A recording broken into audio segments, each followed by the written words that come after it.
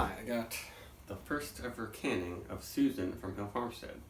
It was kind of meant to be their, maybe not flagship beer or IPA, but one they wanted to brew more often, but it uses Rawaka hops, which they could not get very often up until recently, and Citra hops and one other one like Amarillo or Simcoe. Just selection of hops from the Yakima Valley and then the Rawaka from New Zealand. This is canned, let's see, exactly a week ago. And it's 6%. I feel like it used to be like 6.2 or something. Can't remember exactly because I haven't had this beer in a couple of years until getting these cans. And that's pretty hazy, but not super murky. And the head is pretty good. It's got a little bit of a deeper amber quality up here on top. Not super duper pale. And the Rawaka is just a really unique aroma. When I had their single hop Rawaka Pale Ale last year, I was like, this is a little weird. It has that like musky, I don't want to say gasoline, but like wormwood, earthy, weird kind of quality.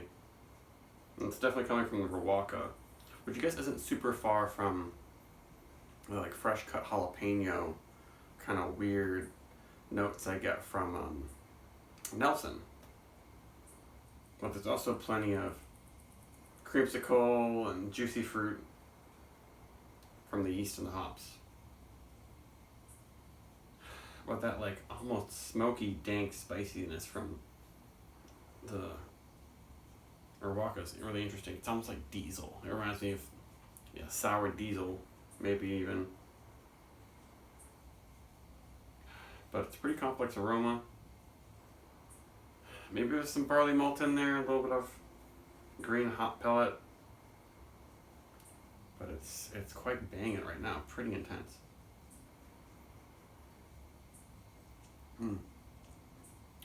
Super smooth, near silky.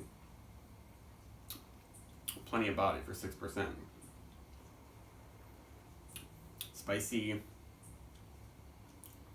A lot going on here because just that hop. I feel like Citra Nelson is a common hop combo, but this is really pulling the unique qualities of the hops straight out of them. It's not like a melange of hops where you can't pick anything out in particular.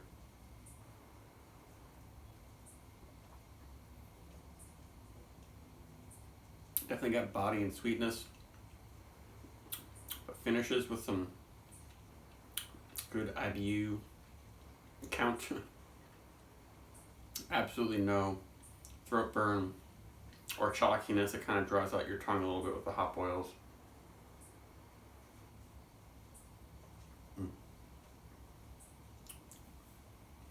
Yeah, I think the first time I had this was like 4 or 5 years ago.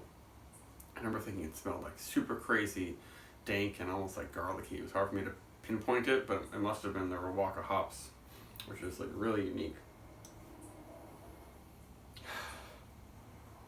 They definitely work better in blends, I would have to say, though. I did hear that the Rawaka single hop double IPA that Farmstead did last year was really good, very different from the pale ale. So I don't know, just a really weird hop.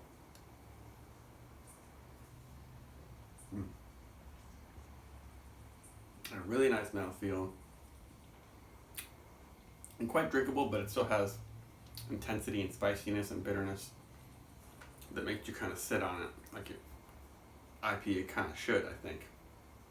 I don't really want to chug an IPA. It's not West Coast style bitterness or anything, but it's amazing how there's no throat burn at all. I mean, it is not super hazy, but some breweries can make IPAs like this that do have throat burn and unpleasantries. We got one little flake that fell through. I guess there's a little bit more haze on the bottom. Yeah, I don't know, not really. Just a teeny bit of sediment.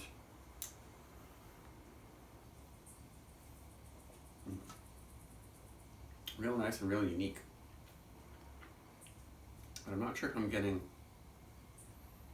really getting much barley malt in this. Maybe a hint.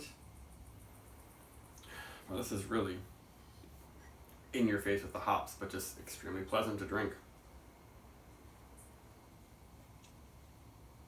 Don't know if I like it as much as some of their other IPAs and double IPAs. Mainly because the Rawaka hop, I'm not sure where I stand on that one currently. But they're like Dharma Bum, extremely good. I love their Simcoe focused beers. Yeah, this might be Citrus Simcoe in Rawaka. But if you like those smoky, peppery, dank, diesel-y qualities, I mean, you might be into this one. But it's a very unique beer. And I'm glad I got some. Definitely, right now, it would be a 4.5 if it didn't have those weirder qualities from the Rawaka, because it's expertly made in terms of the mouthfeel and the bitterness and the softness and all that stuff. So maybe I should just give it a 4.5. How did I do this? Bye bye.